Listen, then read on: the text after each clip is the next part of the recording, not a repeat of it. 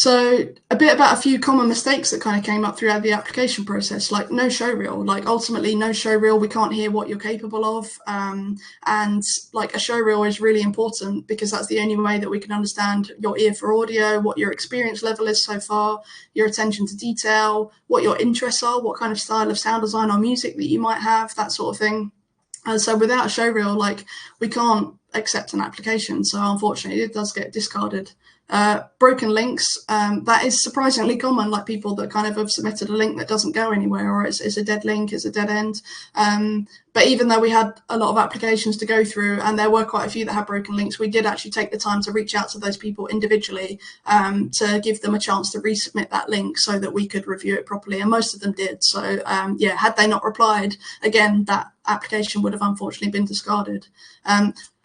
Another one was wrong company name on the cover letter. Like, it's understandable that obviously people might be out there applying for lots of different jobs, and mistakes do happen, but the wrong company name not only kind of highlights that you very much just copy pasted that entire cover letter from another application. And again, it's fine if you need to copy paste some information, if you want to kind of, if you feel that information in your cover letter is relevant to multiple companies. But it kind of does show a bit of a lack of care and attention to detail if you've not made the time to reread through your cover letter, make sure you've put the correct information in, and that you're actually addressing it to the people that you're sending it to.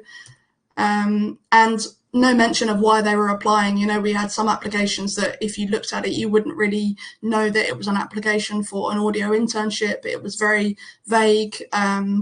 It didn't really explain sort of anything about why they wanted to apply for the job, what they felt they would gain out of the internship, etc. So this isn't something that we would necessarily have discarded an application for. Obviously, we still go through the show reel, the website, etc. But yeah, it kind of helps us to get a bit of a sense of why you're actually applying for the job in the first place.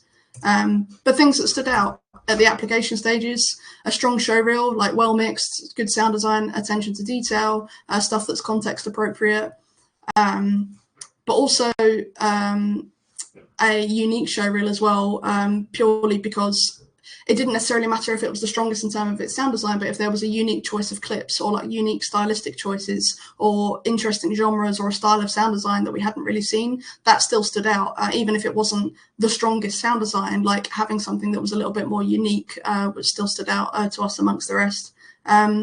Relevant experience, like any self-taught skills that people had. Like I mentioned a bit before about people that might have spent time sort of learning Wise or learning Unreal Engine, or sort of connecting the two, making a little demo project, participating in a game jam, that kind of thing. Anything that they've kind of done to teach themselves what they can. Well-written cover letters, like a cover letter really is kind of a mini interview introduction. So anything that kind of it covered a bit about who they were, but also their background, their experience. But as I mentioned in the previous slide, like why they were applying, why they wanted the internship, what they felt that they would get out of it, what that they felt they could bring to the company and to the job, etc. And extracurricular learning and activities. Like, so I mentioned before, like sort of game jams or demo projects that they might have they might have been part of. So interview stages.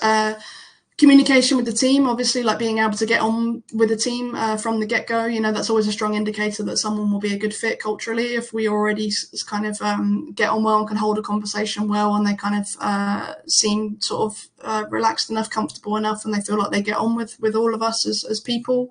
Being able to talk in more detail about their knowledge and their experience, you know, but it's not necessarily about how much that knowledge they have at the time, but what they've been doing to learn, their motivation, their enthusiasm, that kind of thing, that all comes across in the way that they present themselves.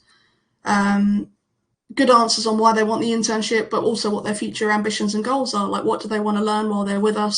What do they feel that we can do for them? Like, the internship is as much for them as it is for us. Like, we're there to kind of help you learn and to support you on your journey. So when I interviewed, I said that basically all my experience was in composition, but I also wanted to dabble in a bit of sound design. And now I'm a senior sound designer. So you can see that obviously that journey went off in a completely different direction. You know, I ended up falling in love with sound design, and that was where I went afterwards. So yeah, but also talking about things like relocation, like is someone willing to relocate for the job, that kind of thing. How do they feel about that? All of those sorts of things.